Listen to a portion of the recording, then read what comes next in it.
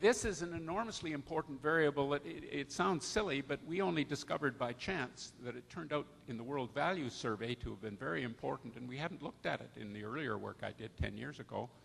And now we put it in all our explanations. It's enormously important.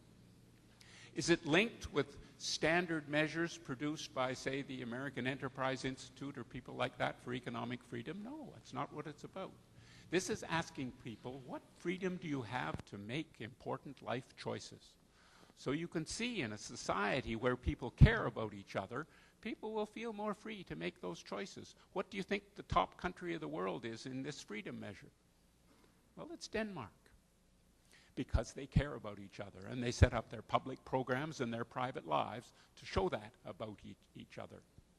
And so that turns out to be another enormously important support for well-being.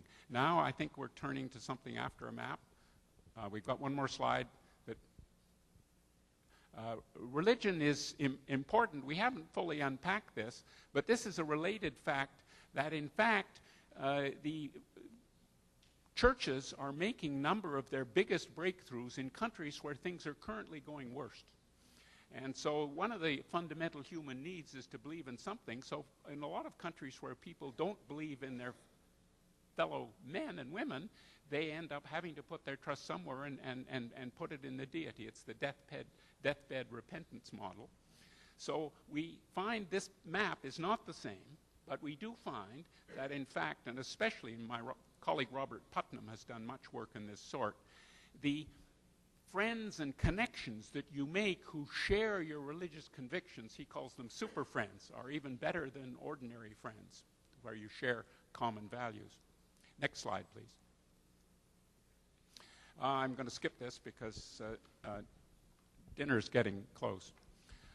Here I am showing, and this is going to be a little tough. Can you see can you read the columns the titles underneath the columns? Can I read them is the different question. Where are the glasses?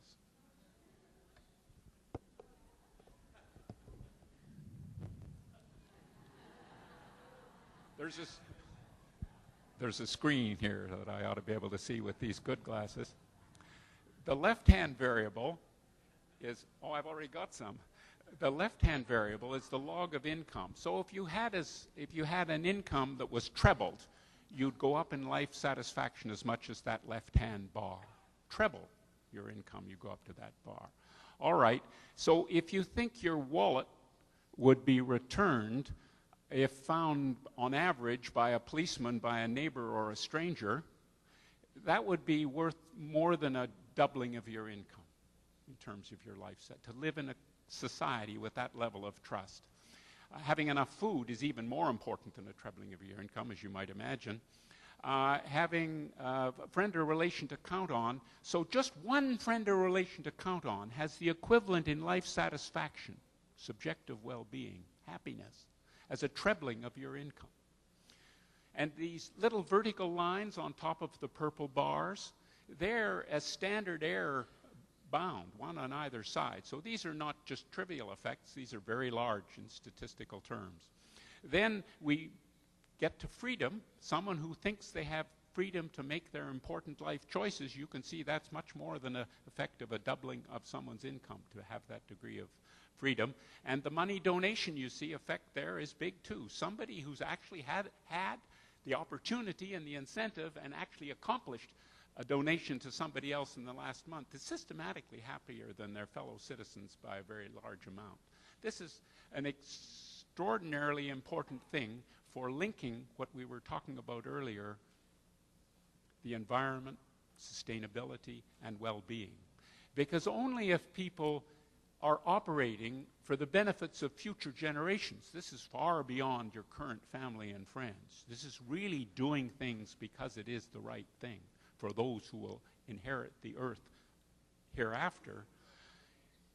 What these psychological results are telling us is that that is a much more sustainable strategy than people who said you won't get anybody to change their ways in dealing with the environment unless you tax them or regulate them or somehow force them into thinking about the future. All they need really is the opportunity and enough encouragement. So I'm forecasting over the next 10 years that what's done about global warming at the neighborhood level, at the national level, will be much more coming from the harnessing of people's willingness to do things for other people, doing the right thing. Next slide, please. I think, was that my 10-minute mark? I think you gave me too much.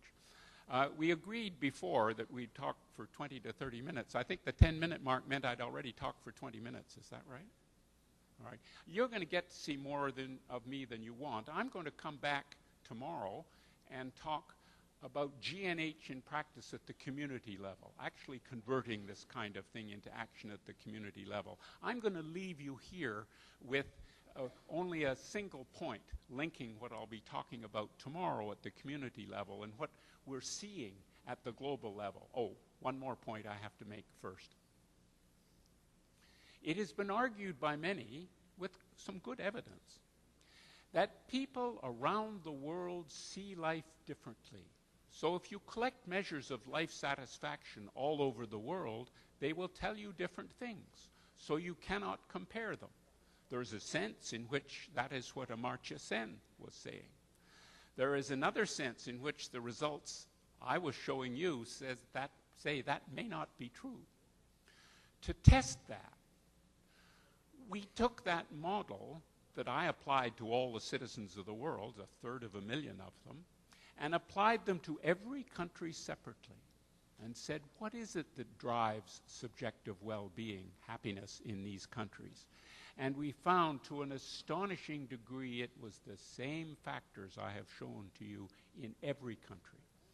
There's a little variation, of course, because the samples are small, but basically the mean of these country effects was the same as the global mean. So it seems there's something deeply fundamental that's captured by these measures of subjective well-being and captured in the same way in all countries. Now that's telling you that these very large differences we see across countries in measures of subjective well-being are not due to differences in the ways they think of life, but to differences in the life circumstances under which they live. And of course, all that is saying subjective well-being measures belong deep in the heart of any statistical process. So subjective well-being measures tell us something pretty fundamental about the human condition, I would argue.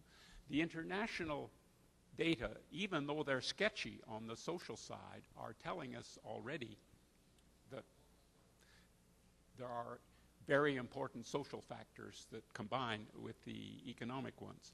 The point I'm going to make about linking the international and the subnational data tomorrow is that across countries, a lot of the variation is explained by differences in GDP.